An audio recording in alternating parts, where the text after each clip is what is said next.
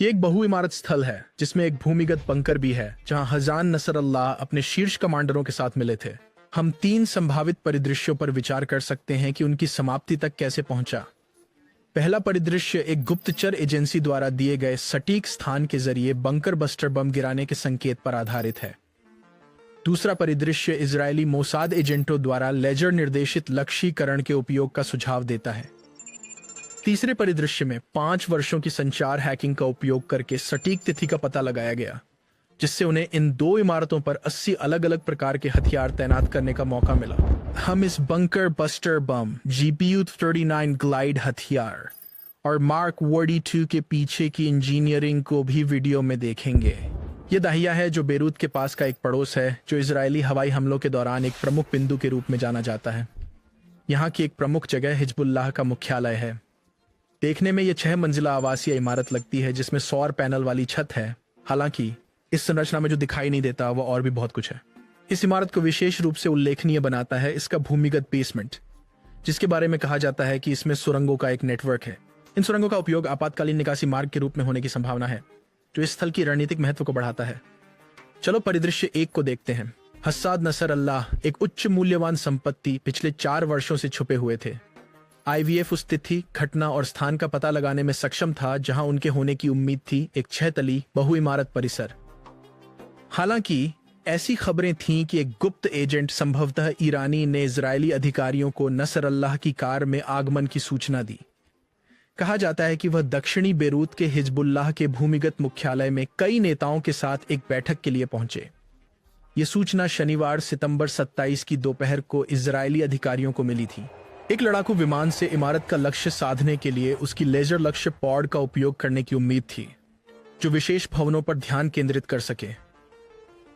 तदनुसार दर्जन से अधिक F-15 जेट्स ने न केवल एक बल्कि 80 विभिन्न प्रकार के बम गिराए। भाले की नोक वो बंकर बस्टर बम होता जो इस 6 मंजिला इमारत को भेद सकता है, सभी 6 संरचनाओं को जमींदोज कर सकता है और इस प्रक्रिया में हज्जान नसरल्लाह को कार्रवाई में हटा सकता है। चलिए अब परिदृश्य 2 पर विचार करते हैं। अगर किसी ईरानी जासूस ने IDF की मदद नहीं की होती तो कोई मोसाद एजेंट या सैनिक नसरल्लाह के स्थान की पुष्टि कर सकता था, या शायद ग्राउंड आधारित लेजर से लक्ष्य को रोशन कर सकता था। ऐसे मामले में GPS समन्वयक IDF को प्रेषित किए गए होते। तैयार होते ही F-15 जेट्स ने अलग अलग प्रकार के लगभग 80 बम गिराए होते, पूरे 6 भवनों के परिसर को ध्वस्त कर दिया होता। इतने सारे बम गिराने का कारण हेजान नजरल्लाह जैसे उच्च महत्व वाले लक्ष्य को हटाना सुनिश्चित करना था। दुर्भाग्य से सामूहिक क्षति के कारण बड़ी संख्या में निर्दोष नागरिक हताहत थे, जो इस ऑपरेशन के साथ जुड़ी एक त्रासदीपूर्ण लागत थी। और अंत में हमारे पास परिदृश्य 3 है जो सबसे संभावित है। लेबनान या बेरूत में कोई एजेंट तैनात किए बिना पिछले 5 वर्षों से हिजबुल्लाह की संचार प्रणाली को हैक करना, एनक्रिप्टेड संदेशों को पकड़ना। जैसे ही जानकारी मिली कि हिजबुल्लाह नेता भवन में पहुंच गया है, F-15 लड़ाकू जेट उड़ान भरकर बमों की बौछार कर दी, अंदर के पूरे नेतृत्व को खत्म कर दिया। 80 बमों में से IDF ने मार्क फरहेसीज पाद हथियार, बंकर बस्टर और GPU-29 का भी उपयोग किया, जो अमेरिका से लगभग $3 अरब मूल्य की खरीद का हिस्सा थे। ये बंकर बस्टर बम है। इसके सामने एक लेजर सेंसर है और उसके ठीक पीछे समायोज्य फिन्स है। मध्य भाग में एक वॉरहेड है जिसका वजन लगभग 650 पाउंड है और इसमें ट्रिटोनल विस्फोटक शामिल है। यह 80% TNT और 20% एल्यूमिनियम पाउडर का मिश्रण है। अंत में हमारे पास पीछे की ओर संकोचनीय फिन्स हैं। इसके आकार का बेहतर अंदाजा देने के लिए इसे किसी व्यक्ति से तुलना करना फायदेमंद हो सकता है। इसके आवरण की लंबाई लगभग 19 फीट है, जिसका मतलब है लगभग 5 मीटर। यह खंड एक आर्टिलरी बैरल से बना है जो बहुत मजबूत होता है और इसका व्यास 14.5 इंच है, जो लगभग 37 सेंटीमीटर में परिवर्तित होता है, जिससे यह अपेक्षाकृत संकीर्ण बनता है। उन्होंने जानबूझकर छोटे अनुप्रस्थ क्षेत्र बनाया है। इसका मतलब है कि बम कम मात्रा में सामग्री विस्थापित करता है, चाहे वह मिट्टी हो या कंक्रीट, जब यह बंकर या इमारत की परतों को भेदता है, जो इसे 100 मीटर तक यात्रा करने की अनुमति देता है। आइए देखें यह कैसे काम करता है। पहला चरण, पहले एक लेजर का उपयोग करके लक्ष्य को रोशन किया जाता है या GPS गाइडेंस पहले से ही असाइन होता है। दूसरा चरण, एक F-15 जेट रोशन किए गए लक्ष्य के पास उड़ता है और बम छोड़ दिया जाता है। जैसे ही बम छोड़ा जाता है, आगे की गाइडेंस सिस्टम पीछे की दिशा की पूंछ और पंखों से जुड़ जाता है। ये बम को सटीक समायोजन करने में सक्षम बनाता है, जिससे यह अपने लक्ष्य तक सही ढंग से मार्गदर्शन करता है। जैसा कि उल्लेख किया गया है, यह एक बंकर बस्टर बम है जिसे लगभग 6 मीटर की प्रबलित कंक्रीट बंकरों को भेदने के लिए डिजाइन किया गया है और यह नरम जमीन या इमारतों में 100 फीट तक प्रवेश कर सकता है। स्टेप 5। पहले GBU-28 को एसिड डिले फ्यूज के साथ सुसज्जित किया गया है। यह इसे अपने लक्ष्य में प्रवेश के बाद विस्फोट करने की अनुमति देता है, बजाय कि प्रभाव के समय विस्फोटित हो। बम में 700 पाउंड TNT शामिल है, जो कई सौ मीटर के विस्फोट क्षेत्र का निर्माण करता है, जो इस आकार के बम के लिए काफी महत्वपूर्ण है।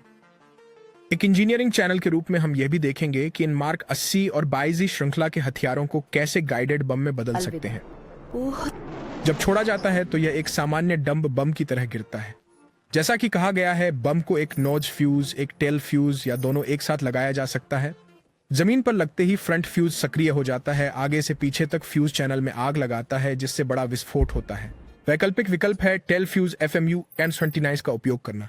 यह आमतौर पर देरी से क्रिया करने के लिए उपयोग किया जाता है और पायलट द्वारा सेट किया जाता है। जब यह लक्ष्य से टकराता है तो बम का वजन भवन की कंक्रीट की सतह को भेदता है, फ्यूज सक्रिय होता है और कंडिट रॉड प्रोग्राम होती है, जो थोड़ी देर बाद 500 पाउंड का विस्फोट करती है। छोटे $4000 के टैग के बावजूद यह काफी नुकसान कर सकता है। आइए इसको गाइडेड हथियार में अपग्रेड करने की प्रक्रिया पर ध्यान दें। सबसे पहले परिवर्तन के लिए लो ड्रैग टेल को हटाया जाता है, जिससे गाइडेंस सेक्शन की स्थापना का मार्ग प्रशस्त होता है। इस नए कॉन्फ़िगरेशन के भीतर टेल के अंदर हम इसके गाइडेंस सिस्टम की जटिलताओं को खोजते हैं। यहाँ जड़त्वीय मार्गदर्शन किट एक सैन्य ग्रेड के ग्लोबल पोजिशनिंग यूनिट के साथ निर्बाध रूप से काम करता है, जिससे अपने लक्षित लक्ष्य की ओर सटीक नेविगेशन सुनिश्चित होता है। इन घटकों के साथ टेलीमेट्री एंटीना के संलग्नक की सुविधा देने वाला एडॉप्टर रिंग मिलता है, जो डेटा के प्रसारण के लिए महत्वपूर्ण है, और संवेदनशील जानकारी को सुरक्षित रखने वाली एन्क्रिप्शन कुंजी बैटरी भी शामिल है। इसके ढांचे में गहराई से जाते हुए हम थर्मल बैटरियों से मिलते हैं, जो प्रणाली की ऊर्जा के लिए आवश्यक है, और मिश्रित फिन्स, जो मिसाइल को अपने लक्ष्य की ओर निर्देशित करने में सहायता के लिए रणनीतिक रूप से स्थित है। ये फिन्स, जो भीतर के गियर्स द्वारा संतुलित होते हैं, आदेशों का अनुसरण करते हुए मार्ग को सटीकता से बदलते हैं। हालांकि इस हथियार का विकास यहाँ नहीं रुकता। इसमें आगे एक लेजर गाइडेड किट भी जोड़ा जा सकता है, जिससे इसकी बुद्धिमानी और बढ़ जाती है। रेंज बढ़ाने के लिए उन्होंने पंख जोड़े, जिन्हें ग्लाइड बम या JDAM विस्तारित रेंज कहा जाता है, जिसे उन्होंने JDAM-ER कहा। पंख किट JDAM की रेंज को 15 मील से 46 मील तक 3 गुना कर देगा, जो लगभग 75 किलोमीटर हो जाता है, वही सटीकता के साथ। आइए देखें कि यह JDAM कैसे काम करता है। स्टेप 1। लक्ष्य के निर्देशांक विमान में उड़ान से पहले लोड किए जा सकते हैं और वायु क्रू द्वारा हथियार छोड़ने से पहले उड़ान में मैन्युअली बदले जा सकते हैं। स्टेप 2। छोड़े जाने पर JDAM अपने आंतरिक मार्गदर्शन या GPS पर स्विच करता है। सरल शब्दों में यह अपनी सटीक स्थिति निर्धारित करने के लिए सैन्य ग्रेड उपग्रहों का इस्तेमाल करता है और हर मौसम में वास्तविक क्षमता प्रदान करता है, क्योंकि GPS पर बारिश, बादल, कोहरा या धुआं का कोई प्रभाव नहीं पड़ता, और यह सुनिश्चित करता है कि यह अपने स्थिर लक्ष्य को नहीं छूकेगा। स्टेप 3। उन आंतरिक बैटरियों और नियंत्रण गियर्स को याद रखें। जड़त्वीय मार्गदर्शन घड़ी उसकी स्थिति का ट्रैक रखती है और फिन्स के गियर्स को नियंत्रित करती है। तो जब JDAM अपने रास्ते से भटकता है तो पीछे के फिन्स GPS या जड़त्वीय मार्गदर्शन घड़ी के अनुसार मार्ग को बनाए रखने के लिए पुनः निर्देशित या पुनः निर्धारित करेंगे। लेकिन इसके पास पंख नहीं होते हुए यह कैसे मुड़ता है? उदाहरण के लिए इस व्यक्ति को लेते हैं जो अपनी छुट्टी पर स्काईडाइविंग के लिए जा रहा है।